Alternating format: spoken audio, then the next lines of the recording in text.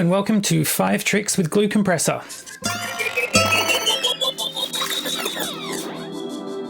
So Glue Compressor is a compressor and it's based on the SSL bus compressor. It has a really nice sound to it and it's based off the Glue by Sidechaining, which is a separate standalone plugin all by itself. So it's very powerful and there's a lot you can do with it and it sounds great. Let's go look at some tricks. So I made a short drum loop to demo this. Here's the original drum loop that I dragged in. And here's what I turned that into by splitting out individual components and adding some compression.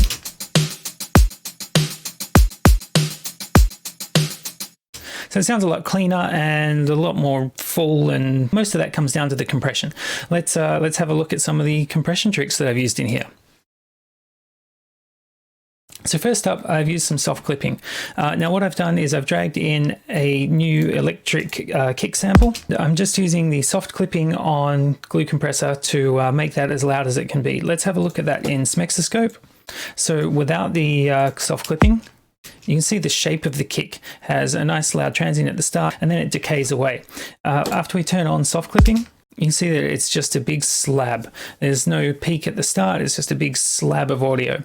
You'll also note that in Glue Compressor itself, there's no movement on the needles at all. Nothing is being compressed, we're just using the soft clipping.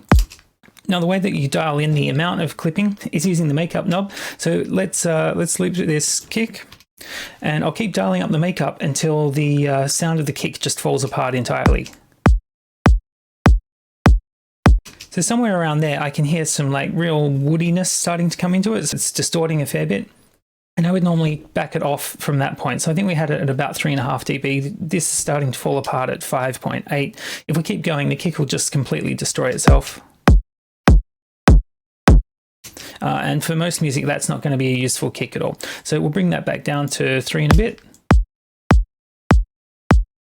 So it's pretty important to use headphones when you're trying to dial in something like this. When you're trying to judge the amount of distortion that's acceptable on a bass sound in particular, like a kick drum or an actual bass instrument, you generally want to use headphones. It's really hard to hear that distortion in a room coming out of speakers, bouncing off things around you. Removing the room from the equation and just using headphones to judge it is really the best way to get some clarity on that. So again, our kick has gone from to... So it's essentially just a lot louder. And the soft clipping and glue is really handy for that. Okay, moving on to trick number 2, transient enhancing. So let's have a look in Smexoscope again. So this is our snare just by itself. So you can see that the transient of the snare itself is kind of a bit wishy-washy. It's actually quite quiet, and then the rest of the snare happens. So in order to enhance that a little bit, we can use Glue Compressor. And you see here that that's added a nice little snap to the start of the sound. Now the way that we've done that is that we've used quite a long attack, so 10, and the release is set long as well, not that that really matters in this case. We've used quite a high ratio and quite a low threshold. Now the reason that this works is that we're letting through the transient of the sound and then we're clamping down on the body. And we can make this more apparent by reducing the threshold even further.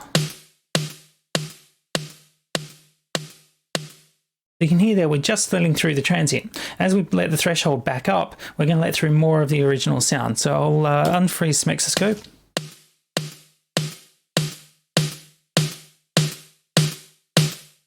So you can make it sound quite snappy that way. You can then combine that with the soft clipping and really push the levels up.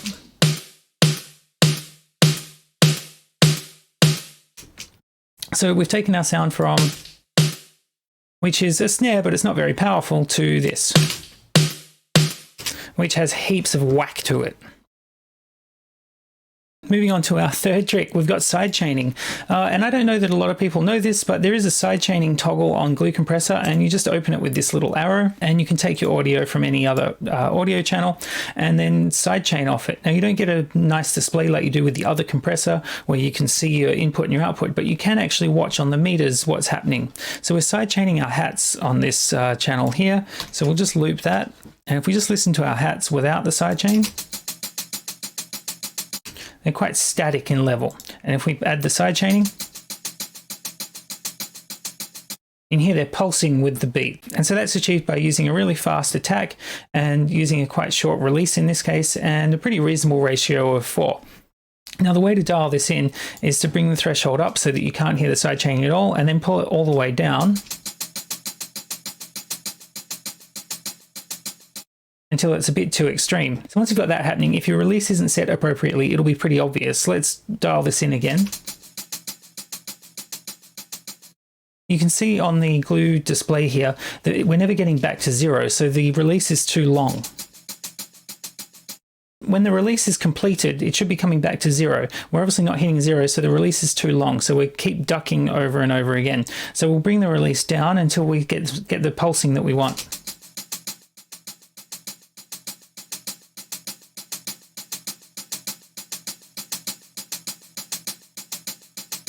So I would say somewhere around 2 is about what we want.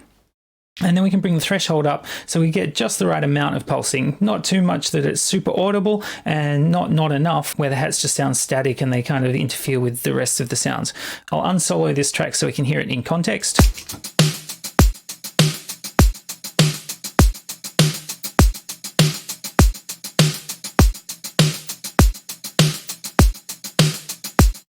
So I think about there is where we want it.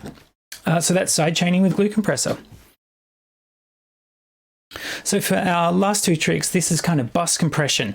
And the first one we're going to look at is parallel squash. So really this is just parallel compression, and I'll turn this on and off as we play our drum loop and you'll be able to hear its impact.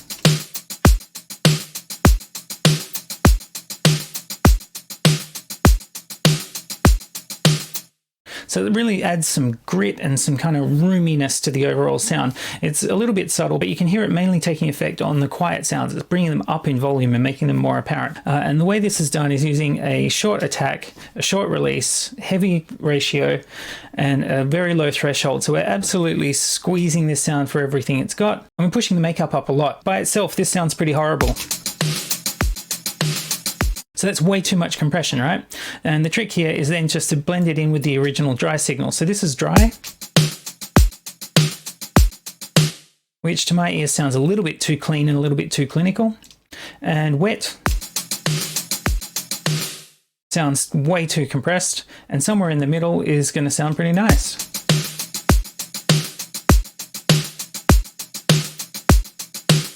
So around about 30% in this case sounds pretty good.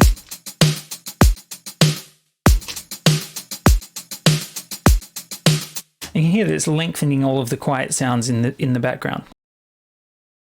All right, and our fifth tip is gentle bus compression. Now this is really where Glue Compressor shines. It's fantastic for this. And in this case, here's what it sounds like before. And here's what it sounds like after. And just to flick between those so you can really hear it in context.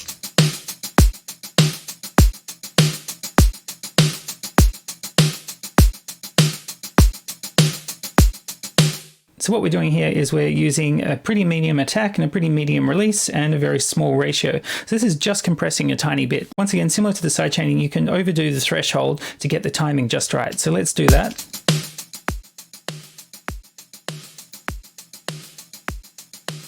So you can hear we're letting through some of the click of the kick and the snare, so that's probably fine for the attack. Too long sounds like this, and too short sounds like this. So somewhere in the middle. For the release, we want it to take some time, but we don't want it to take longer than about a beat or so. So we just dial it in by ear. 1 to me sounds a little bit fast. You can hear that it's resetting really quickly and the hats are coming back up. We'll put it on 4. It sounds like it's returning to normal by the time each kick and snare happens. Maybe 2. To my ears, 4 is sounding right. So now we can bring the threshold back up.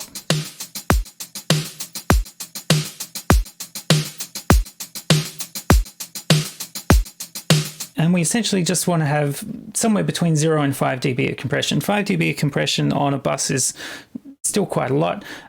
You could probably get away with a little bit less. And so before, where it sounds a little bit dry and a little bit static, and then after,